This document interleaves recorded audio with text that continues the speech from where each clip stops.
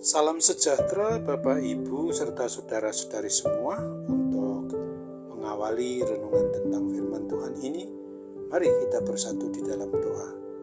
Tuhan Allah Bapa di sorga yang melampaui segala akal, hati, dan pikiran kami umat manusia, berfirmanlah kepada kami sebab kami bersedia untuk mendengar, dan oleh pertolongan Roh Kudus ajar kami untuk melaksanakan firman-Mu dalam hidup kami sehari-hari.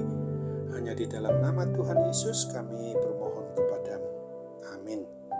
Sebagai nas renungan firman Tuhan pada hari ini diambil dari 1 Petrus 4 ayat 14 hingga ayat 16 yang berbunyi, "Berbahagialah kamu jika kamu dinista karena nama Kristus, sebab roh kemuliaan yaitu roh Allah ada padamu. Janganlah ada di antara kamu yang harus menderita sebagai pembunuh atau pencuri atau penjahat atau pengacau. Tetapi jika ia menderita sebagai orang Kristen, maka janganlah ia malu, melainkan hendaklah ia memuliakan Allah dalam nama Kristus itu." Sebagai tema yang diangkat dari nas renungan kita ini adalah hidup tetap berbahagia walaupun harus menderita karena Kristus. Pada umumnya setiap pribadi atau keluarga orang yang mengaku beriman, yang mengaku percaya kepada Kristus, tentu saja merindukan bila seluruh aspek hidupnya itu dipenuhi dengan kedamaian dan kebahagiaan. Sebagaimana nas renungan tentang firman Tuhan pada hari ini bahkan mau mengajarkan dan mengajak kita agar kita umatnya ini mampu tetap berbahagia di dalam segala keadaan apapun juga, termasuk pada waktu atau pada saat kita sedang menjadi korban atau ditindas yang bukan karena dosa kesalahan kita sendiri, tetapi justru karena kita melakukan kebaikan sesuai dengan ajaran yang bersumberkan dari kebenaran firman Tuhan Yesus Kristus. Yang mengherankan itu adalah mengapa kita harus merasa terganggu, lalu menolak untuk mau setia menaati kehendak yang sesuai dengan kebenaran firman Tuhan Yesus Kristus untuk dapat mengalami hidup yang berbahagia ini. Apabila kita menuruti kemauan diri kita sendiri adalah supaya kita bisa dan dapat puas, bila kita bisa marah dan dapat membalas orang yang menjahati, yang berbuat tidak menyenangkan pada diri kita, bahkan yang menyakitkan hati kita.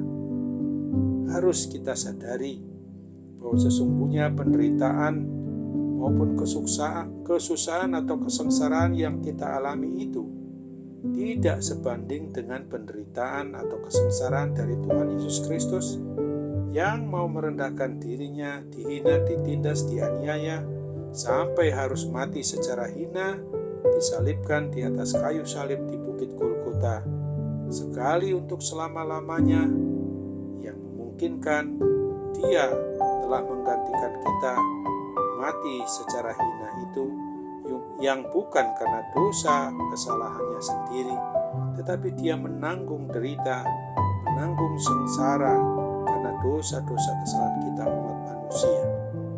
Sesungguhnya sudah sewajarnya lah apabila kita mau mulai belajar selalu dengan bersyukur dalam segala keadaan apapun juga, termasuk saat harus menderita dan dianiaya karena kesaksian kita tentang Tuhan Yesus.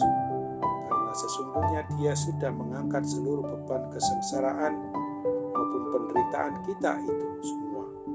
Sebab apapun beban yang masih Tuhan izinkan untuk sesuatu dalam bentuk apapun yang kita sedang alami, ingatlah bahwa sesungguhnya hal itu sedang dipakai oleh Tuhan untuk melatih, untuk menguji hati kita supaya kita tetap boleh menjadi dan sebagai orang yang kokoh, kuat, dan teguh di dalam iman, dan percaya kepada Kristus, yang tidak mudah jatuh ke dalam keputusasaan.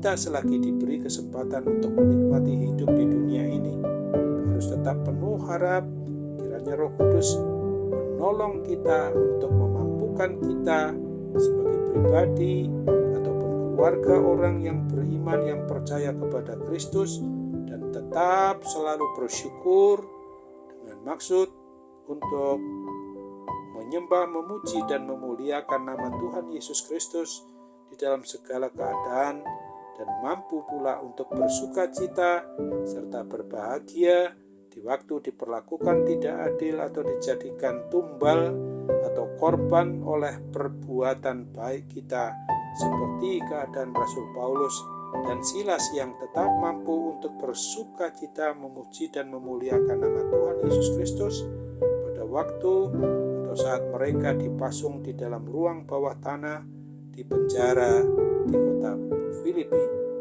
Oleh sebab itu, ingatlah akan firman Tuhan yang ditulis pada Kisah Para Rasul 16 ayat 24-25 ini. Sesuai dengan perintah itu, kepala penjara memasukkan mereka ke ruang penjara yang paling tengah dan membelenggu kaki mereka dalam pasungan yang kuat. Tetapi kira-kira tengah malam, Paulus dan Silas berdoa, menyanyikan puji-pujian kepada Allah, dan orang-orang hukuman lain mendengarkan mereka. Amin. Mari kita kembali bersatu dalam doa.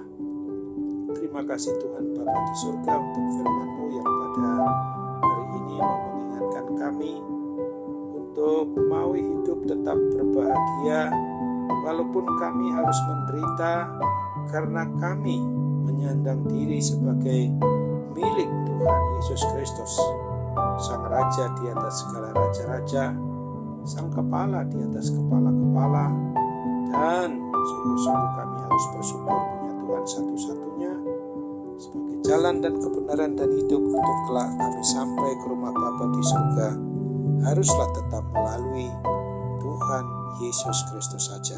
Kini Bapa, kami mengingat diri kami dalam segala keadaan kami memang serba terbatas, tapi oleh pertolongan-Mu, dikala kami mau mengatasi, mau memungkinkan mendapatkan kesembuhan dari segala gangguan kesehatan, gangguan sakit penyakit, kami andalkan sepenuhnya campur tangan Tuhan untuk mengurapi, memberkati seluruh perawatan itu menjadi sarana untuk memungkinkan kami sembuh.